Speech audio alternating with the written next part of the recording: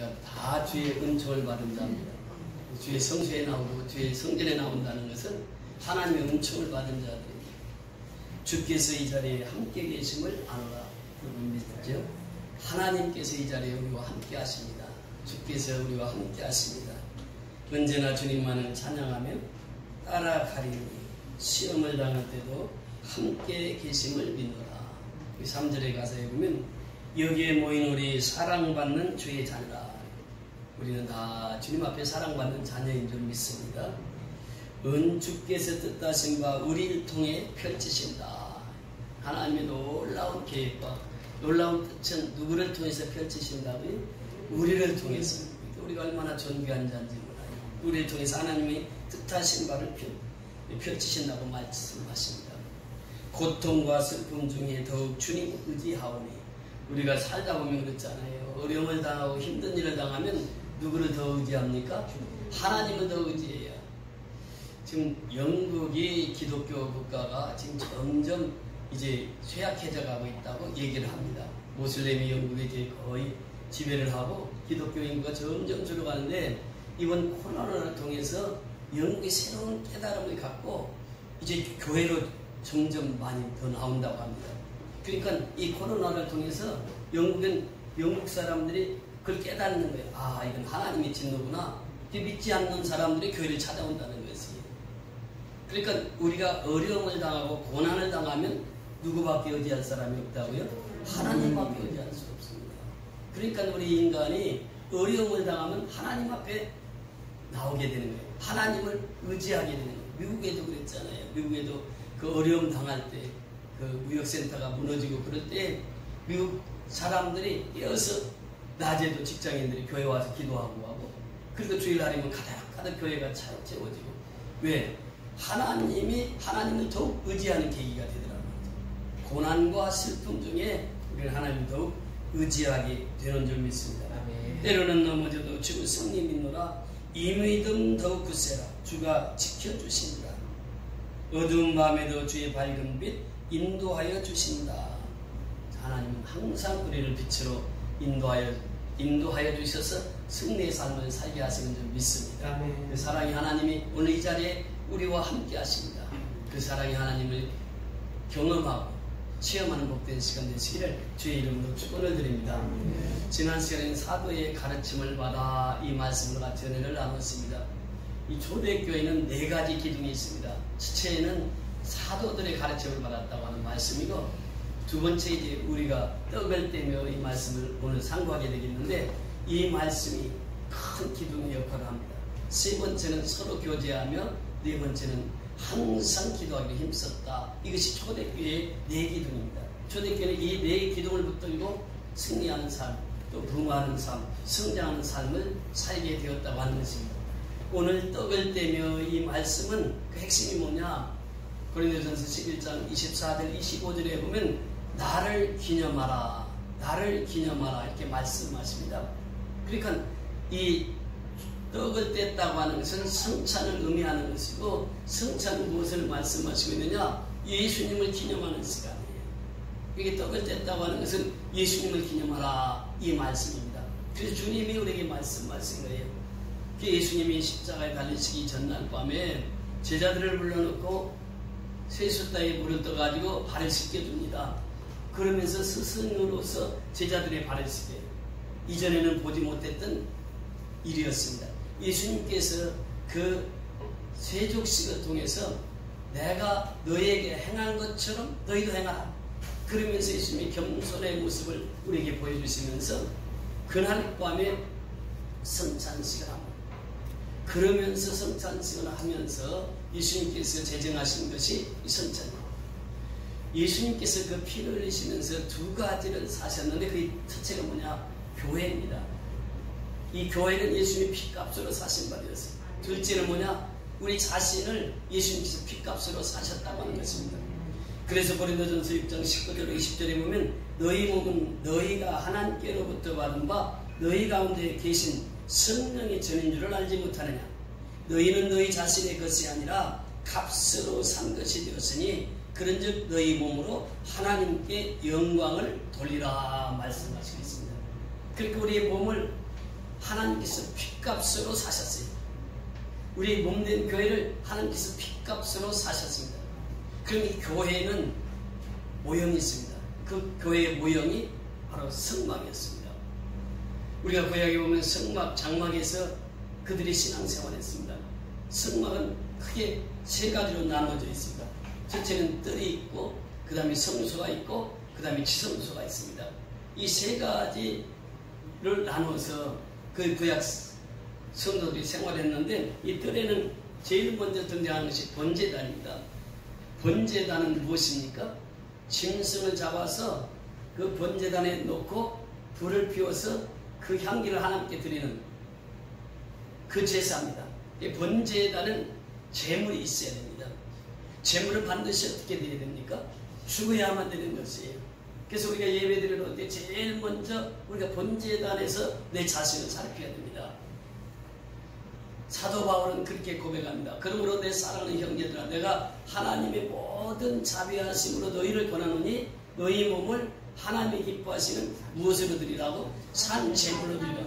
이것이 번제단이에요. 번제단. 번제단은 제물이 죽는 것입니다. 그러니까 우리가 예배를 드리러 올 때마다 내 자신을 번제단 위에 세워야 된다. 나는 정말 예수님으로 인해서 죽었는가, 이것을 보는 것이 번제단이에요. 그 다음에 이제 물두멍이 있습니다. 물두멍은 씻는 예식이요, 정결례입니다. 정결 예식이에요. 그래서 우리는 하나님 앞에 깨끗함을 받아야 된다고 하는 거예요. 정결함을 받아야 된다고 하는 것입니다. 다시 말하면 우리가 교회 올 때마다 내가 죽고 그 다음에는 철저히 회개해서 하나님 앞에 정결한 자가 되어야 된다고 하는 것입니다. 이것이 뜰에 있는 것이에요. 이 번제단과 물두멍이 그 뜰에 있습니다. 그리고 이제 성소에 들어오면 세 가지가 있습니다. 제일 먼저 만나는 것이 금초대예요. 금초대는 7금초대, 7금초대 이렇게 세웠습니다. 7금초대라고 하는 것은 성령을 의미하고 있어요. 성령이 우리 항상 성소에는 켜 있어야 된다. 불을 끄지를 않습니다. 왜냐하면 그 장막이 어둡기 때문에 24시간 불을 켜놔요.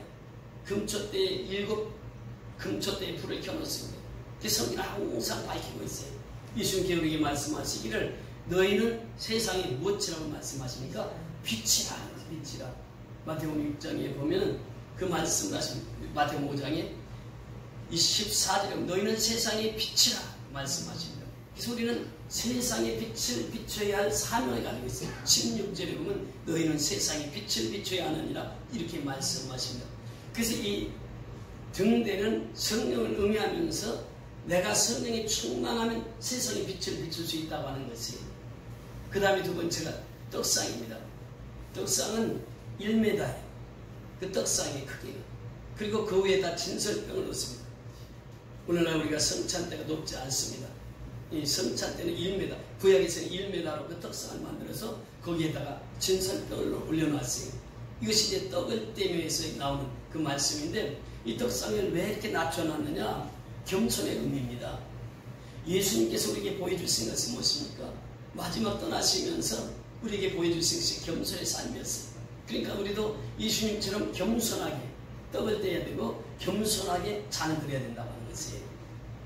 이 떡과 잔의 의미는 조금 이따가 말씀드리겠습니다만, 그래서 이제 떡상이 항상 성소에 비치되어 있습니다. 그리고 더 나가서 향단이 있습니다. 향단은 계시록에 보면 성도들의 기도라 이렇게 말씀하시고 있어요.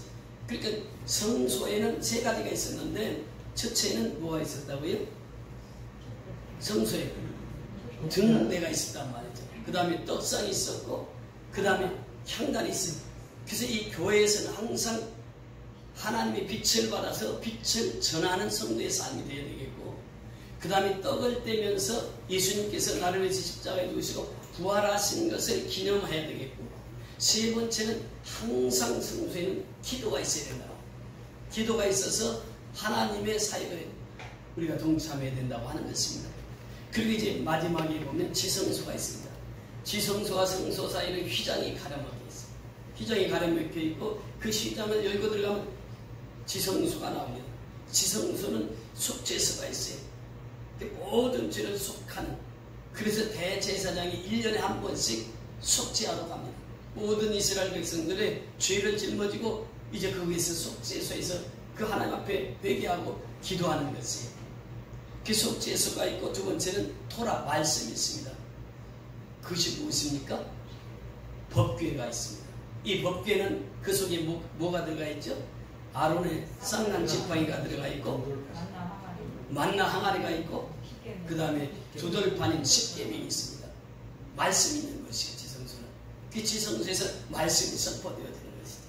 그 성소에서 분향단에서 기도하고 또 성령 충만해서 떡을 떼면서 예수님이 날 위해서 십자가에 죽으시고 부활하신 것을 온 세상에 전파하는 그 사역을 우리에게 말씀해 주고 있는 것입니다.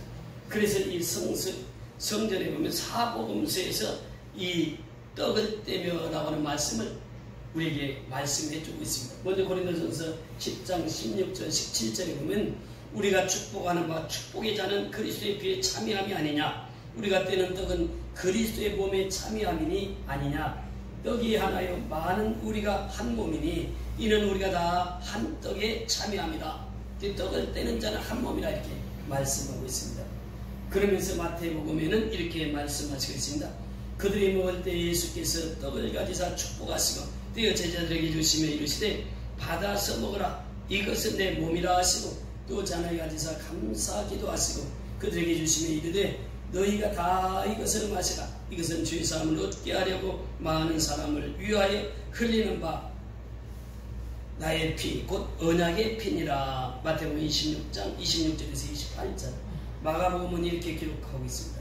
그들이 먹을 때에 예수께서 떡을 가지사 축복하시고 떼어 제자들에게 주시며 이르시되 받으라, 이것은 내 몸이니라 하시고 또 잔을 가지사 감사기도 하시고 그들에게 주시니 다 이를 마시매 이르시되 이것은 많은 사람을 위하여 흘리는 나의 피 곧 언약의 피니라. 마가복음 14장 22절로 24절입니다. 누가복음 22장 19절로 20절에 보면 이렇게 말씀하십니다. 또 떡을 가져 감사기도 하시고 떼어 그들에게 주시며 이르시되 이것은 너희를 위하여 주는 내 몸이라, 너희가 이를 행하여 나를 기념하라 하시고 저녁 먹은 후에 잔도 그와 같이 하여 이르되 이 잔은 내 피로 세우는 새 언약이니 곧 너희를 위하여 붓는 그릇이라.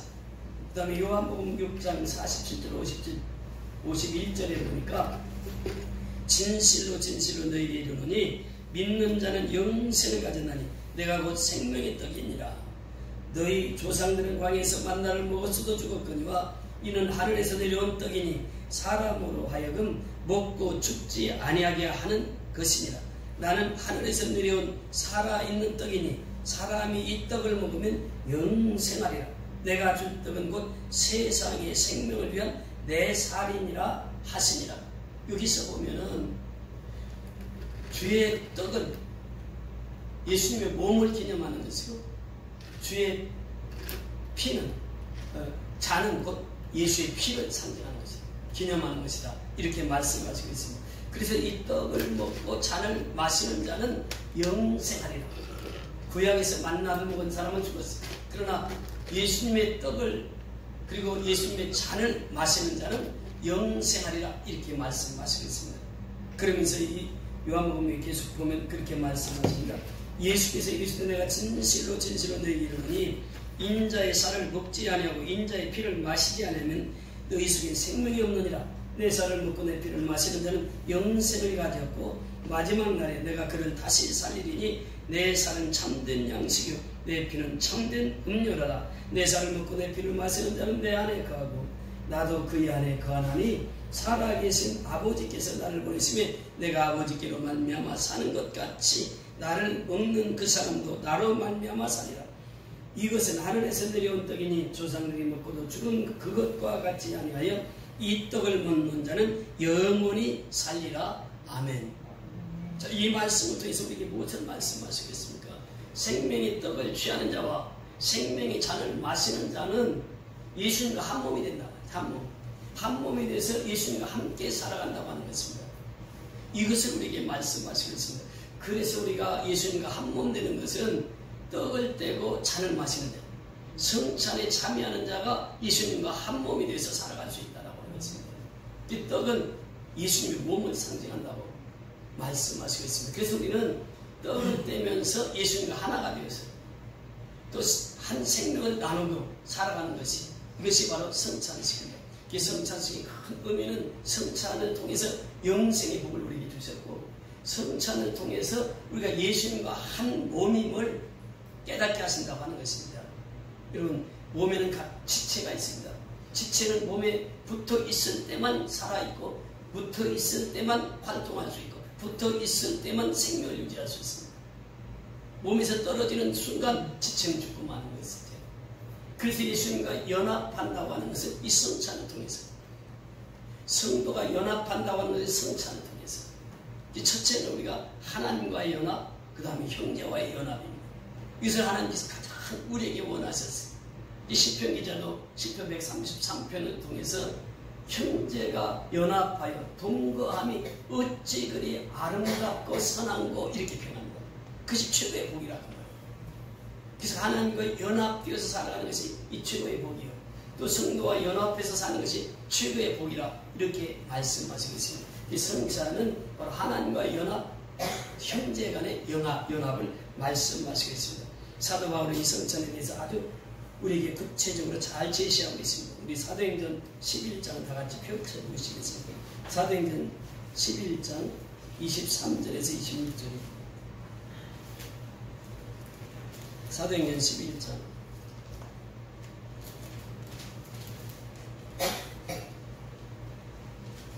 죄송합니다. 고린도전서 11장이죠. 고린도전서 11장 23절에서 26절까지, 고린도전서 11장인데 23절에서 26절까지 우리 다 같이 앞돌아서 고린도전서 11장 23절에서 26절까지 신약성경 276명입니다. 시작. 내가 너희에게 전한 것은 주께 받은 것이니 곧 주 예수께서 잡히던 밤에 떡을 가니라 축사하시고 떼어이르시되 이것은 너희를 위하여 내 몸이니 이것을 생각하여 나를 기념하라 하시고 식후에 또한 이와 같이 잔을 가지고 가라. 이르시되 이 잔은 내 피로 세운 새 언약이니 이것을 행하여 마실 때마다 나를 기념하라 하셨으니 너희가 이 떡을 먹으며 잔을 마실 때마다 주의 죽으심을 볼 때까지 전하는 것이니라. 아멘. 23절 주님께서 내가 너희에게 전하는 것은 누구에게 받은 것이니? 주께 받은 것이. 성찬은 누구에게 받은 것이니? 주께 받은 것이니. 이 성찬은 주님께서 제성하셔서 주께 받은 것이 되는 것입니다.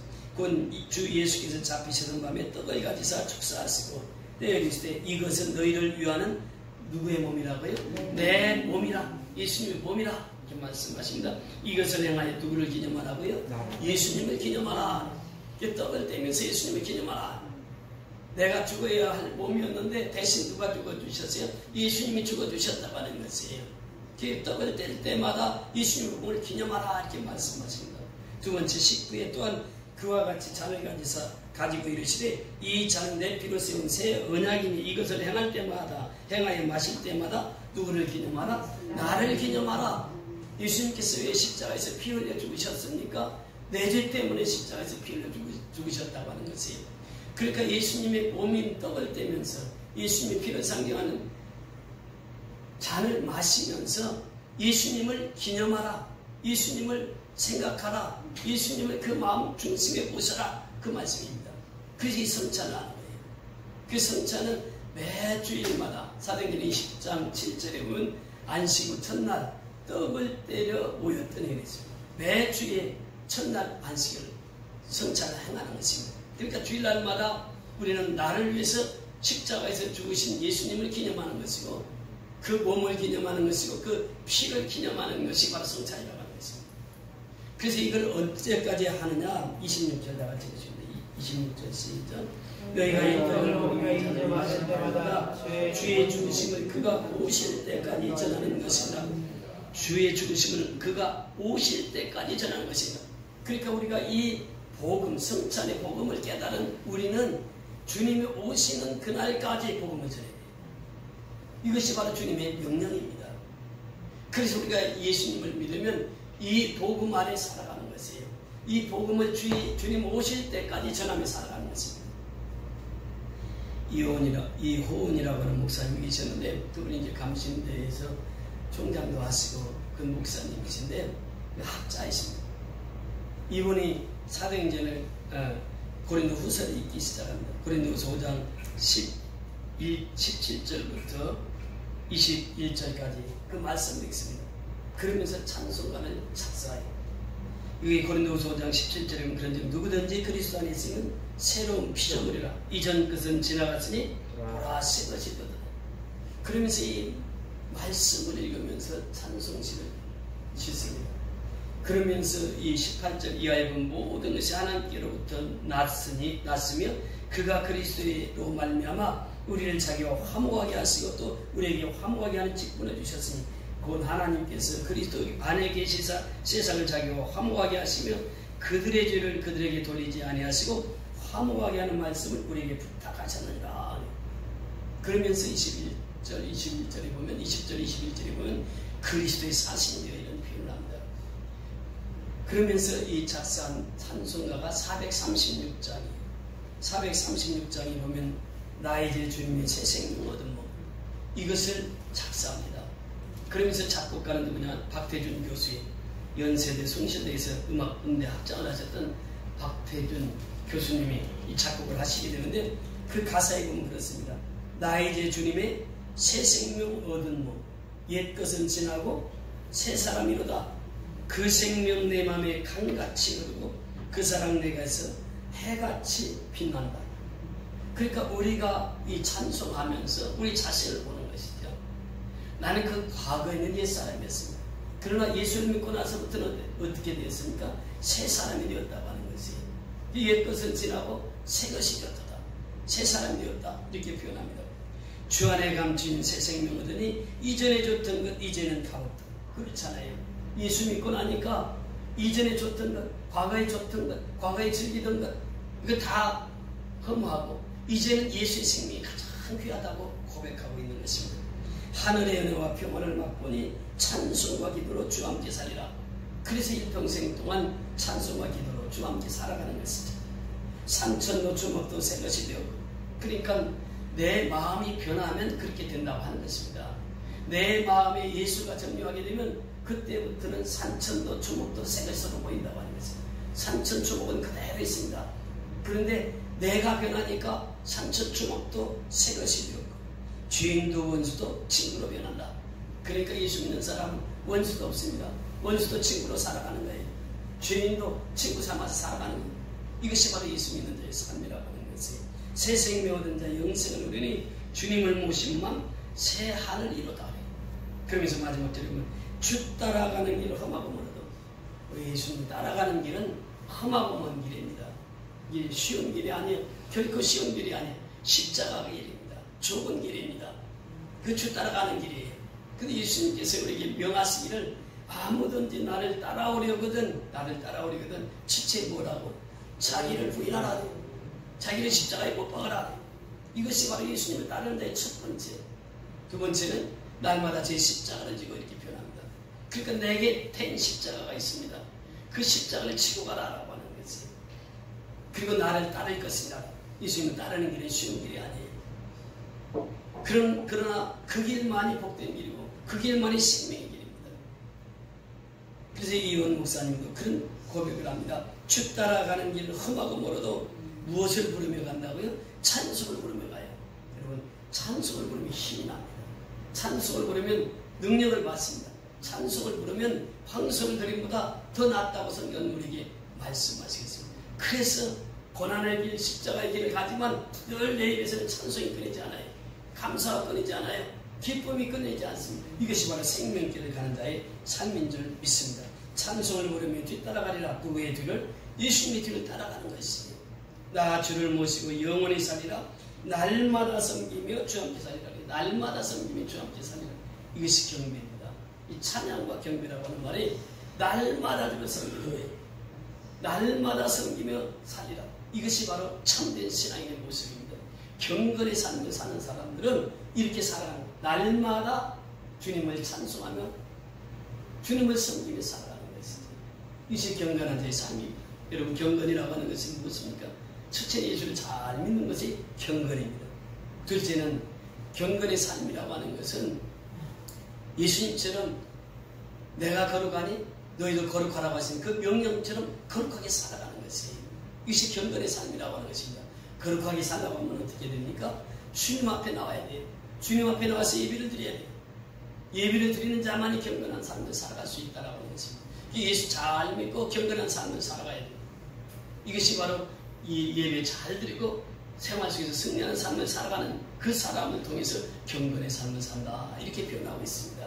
그래서 우리는 예수님께서 우리를 불러주셔서 새 사람이 되게 하셨습니다. 새 생명을 주셨습니다. 영원한 생명을 주셨습니다. 그래서 우리는 예수님이 오실 때까지 이 기쁜 소식을 땅끝까지 전파하며 살아가야 됩니다. 그것이 바로 예수님께서 우리에게 명하신 바예요. 예수님께서 말씀하십니다.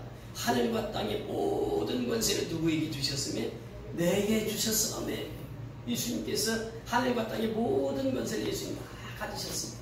그러므로 너희는 가서, 그러므로 너희는 가서, 우리는 그 예수님의 그 권세를 가지고 세상 땅끝까지 가야 됩니다. 그러므로 너희는 가서 무엇을 가지고? 복음을 가지고, 예수의 생명을 가지고, 그러므로 너희는 가서 모든 족속으로 제자를 삼아 제자 삼는 일을 해야 돼요. 그래서 우리가 미얀마에 지교를 세워서 그들을 제자화 삼는 것이에요. 이것이 주님이 가장 원하시는 일이기 때문에 그래요. 그러므로 너희는 가야 돼. 가서 제자 삼아야 돼. 그러면서 성부와 성자와 성령의 이름으로 세례를 주고, 세례를 준다고 하는 것은 무엇입니까? 예수님과 연합시켜라.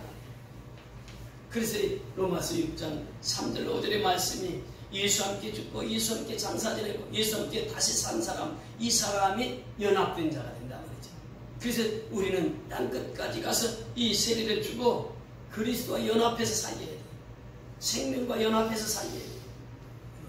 생명과 연합되어 있으면 살아있는 사람이 되는 것입니다. 우리 몸과 지체의 비유를 좀 전에 말씀을 드렸는데, 지체는 몸에 붙어 있기만 하면 살아있는 거예요. 나는 포도나무요 너희는 가지니, 저가 내 안에 내가 저 안에 있으면 이 사람은 과실을 많이 맺나니 나를 떠나서는 너희가 아무것도 할 수 없습니다. 지체는 붙어 있을 때 살아있는 거예요. 우리는 연합되어 있을 때 우리의 생명이 자라는 것입니다. 연합되어 있으면 내 믿음이 자라요. 연합되어 있으면 내 생명이 자라요. 연합되어 있으면 예수를 닮아가요. 연합되어 있으면 예수님을 따라갈 수 있다는 거예요. 그래서 성경은 누누이 우리에게 말씀하십니다. 하나님과 연합하라.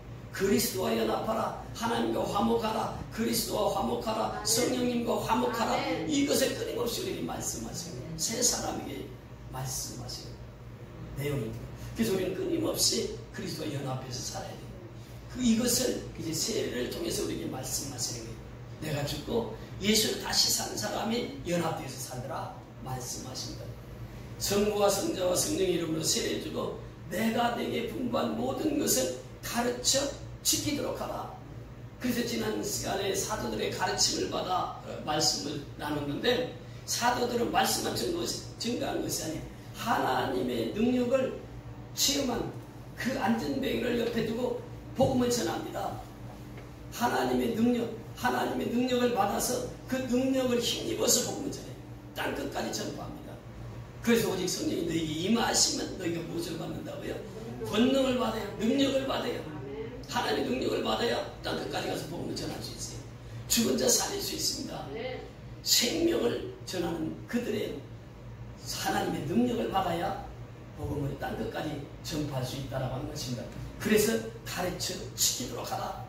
내가 세상 끝날까지 너희와 항상 함께 있으리라. 이것이 예수님의 지상의 대사명입니다. 그래서 우리는 그 지상의 대사명을 순종하고 살아야 돼요. 이것이 바로 성도의 삶이고 떡을 떼는 자의 삶입니다. 떡을 떼면서 늘 우리가 기억해야 될 것은 예수님의 몸입니다. 예수님의 몸을 떠나서 우리는 살 수 없어요. 예수님의 몸과 연합해서만 살 수 있습니다. 떨어지면 살 수가 없어요. 예수님과 몸과 연합하는 것이에요. 그 다음에 자는 무엇입니까? 예수의 피입니다. 예수의 피를 마시고 예수의 피와 함께 사는 자만이 복된 삶을 살아갈 수 있는 거예요. 예수의 피는 우리의 모든 죄를 사해 주셨습니다. 그래서 죄사함 받고 하나님의 백성으로 사는 것은 예수의 피밖에 없다. 예수의 피의 공로가 우리를 살리고 우리를 영원한 길로 안내하는 줄 믿습니다.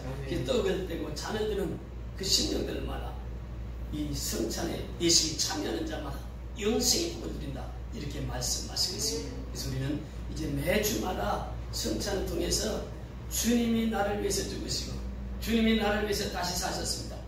예수 죽음 내 죽음, 예수 부활 내 부활, 예수 생명 내 생명을 외치며 땅끝까지 복음을 전가하며 살아가야 될 줄 믿습니다. 이것이 바로 주님께서 오늘 우리에게 말씀하신 떡을 떼며 이 말씀입니다.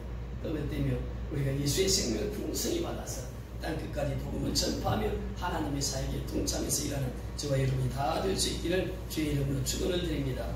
다 같이